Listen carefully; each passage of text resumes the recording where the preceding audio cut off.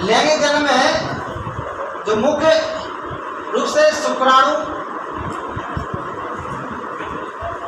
और मादा इकाई में अंडाणु।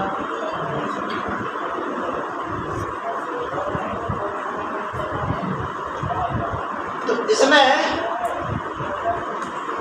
देखिए शुक्राणु जो इसमें व्यक्ति की बात करें तो व्यक्ति 12 से लेकर 13, 14, 15 में मतलब क्या हो जाता है, परिपक्व हो जाता है लैंगिक दृष्टि से। और जो एक नर हार्मोन होता है टेस्टोस्टेरोन, ये ध्यान रखना, ये एग्जाम में कई बार पूछा गया है कि कौन सा नर हार्मोन है, ठीक है ना।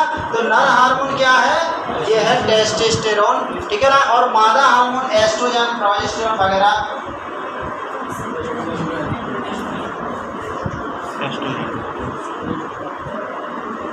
बहुत सारे होते हैं, रिलैक्सन वगैरह काफ़ी होते हैं, बहुत सारे होते हैं, लेकिन इसमें हाँ बहुत सारे होते हैं। इसमें मेन रूप से ये काम करता है, इसमें ये काम करता है, ये मतलब जो लैंगिक जनन की दृष्टि से परिपक्व बनाने में इनका ज़्यादा रोल होता है प्रारंभिक तौर पर। तो देखिए ये इकाई होगी शुक्राणु, ये इकाई होगी क्या, अंडाणु, ठीक है।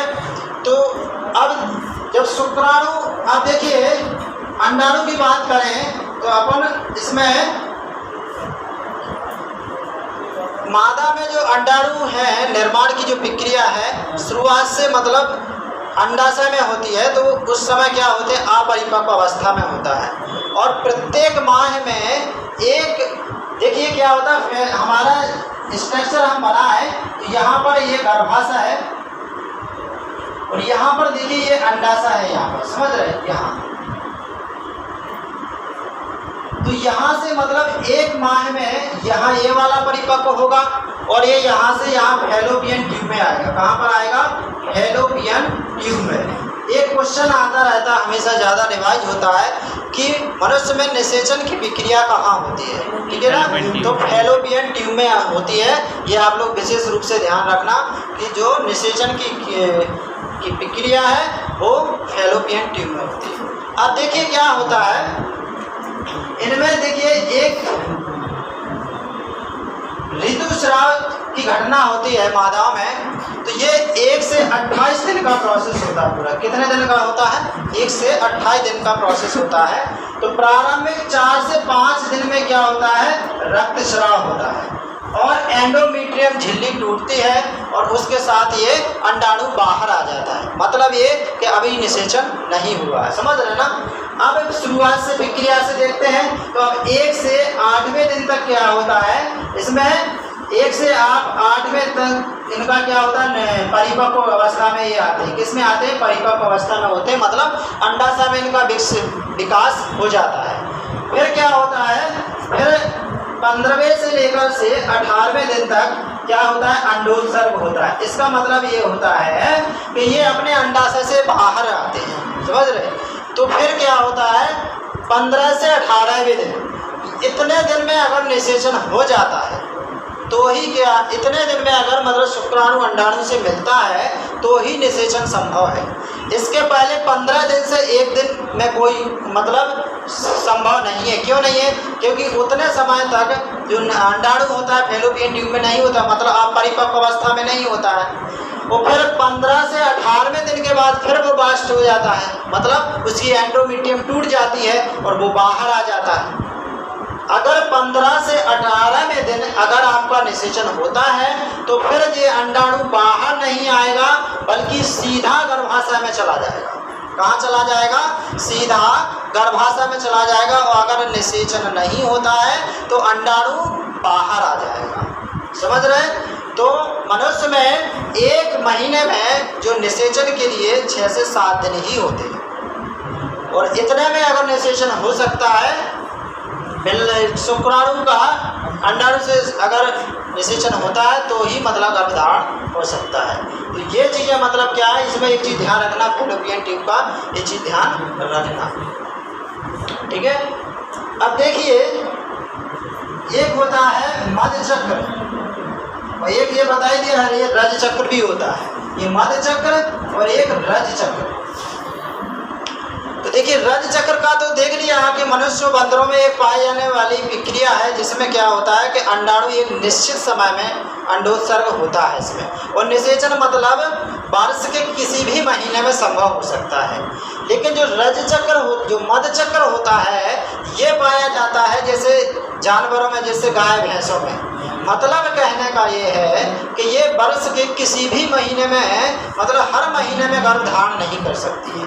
कारण क्या होता है, क्योंकि इनमें जो अंडोत्सर्ग किसी वर्ष के किसी विशेष महीने में ही होता है, मतलब डेली नहीं हो सकता। मतलब वो भी एक बार होगा तो 4-5 घंटे के लिए रहता है। अगर उस स्थिति में निषेचन होता है तो ही मतलब गर्भधारण हो सकता है, नहीं तो नहीं हो सकता है। तो इसमें मूल अंतर क्या है कि रज चक्र कभी भी हो सकता है लेकिन में निषेचन कभी भी हो सकता है, लेकिन मध चक्र में निषेचन हमेशा नहीं हो सकता है, विशेष परिस्थितियों, निश्चित परिस्थितियों में ही हो सकता है। ठीक है ना। तो देखिए ये मतलब एक लैंगिक जनन, अलैंगिक वगैरह इस सब का मतलब एक कंप्लीट टॉपिक होता है। आप लोग इससे अगर कोई भी क्वेश्चन हो तो आप लोग पूछ सकते हैं।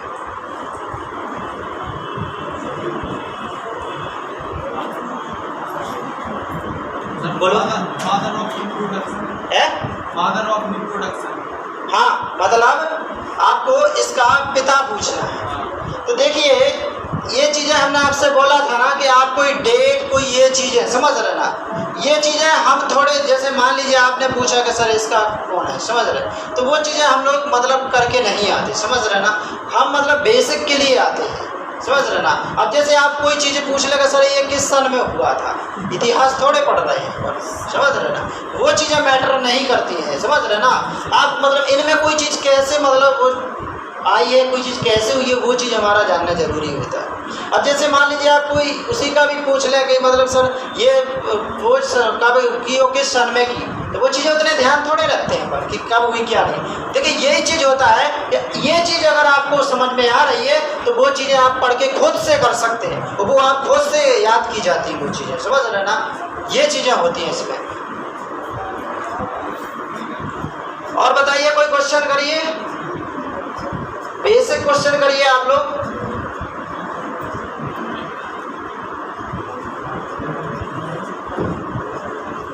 है किसी का कोई क्वेश्चन जो पूछना चाहे और लोग? No doubt.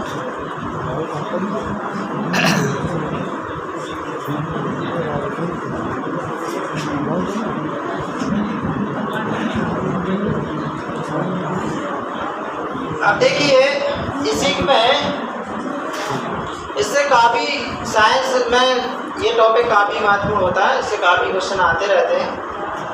और मैं अगर वैसे डेली पढ़ाता होता तो मैं आपको एक एक टाइप का सेक्शन करके पढ़ा देता। तो वैसे भी जो मैंने अभी अपना बेसिक नॉलेज बताया है ये सिर्फ मेरा कॉम्पिटिटिव नॉलेज नहीं है, ये आपका मतलब कंपटीशन के लिए नॉलेज है। बात समझ रहे हैं ना। मतलब आप कंपटीशन को, इससे ही कंपटीशन आपको समझ में आएगा, ये नहीं कि आपको मतलब कि ये चीज़ आपको उसमें पूछी जाएगी, समझ रहे हैं ना आप। मतलब ये बेसिक चीज़ें होती हैं, इससे ही आपका पूरा कंपटीशन जुड़ा हुआ होता है। टाइम क्या हो गया? टाइम हो गया, 3 बज गए। और किसी के क्वेश्चन हो तो बता दीजिए। आप लोग वैसे कौन सी क्लास आउट बैठे हुए हैं? MSc BSc ज़्यादातर क्या कर रहे हैं आप? फाइनल आपकी भैया फाइनल है, कैसे BA कर रहे हो? अच्छा। और भी इसमें कितने लोग हैं जो BSc के बाद कुछ कर रहे हैं? हाथ खड़े करिए जरा। BSc के बाद सब BSc वाले, हम लोग BA वाले, हम लोग BA वाले। हाँ सर। आप लोगों को समझ में आ रही थी ये चीज़ें? आप BSc हो ना, साइंस से मैथ से, तो आपको तो चीज़ें समझ में आ रही होंगी।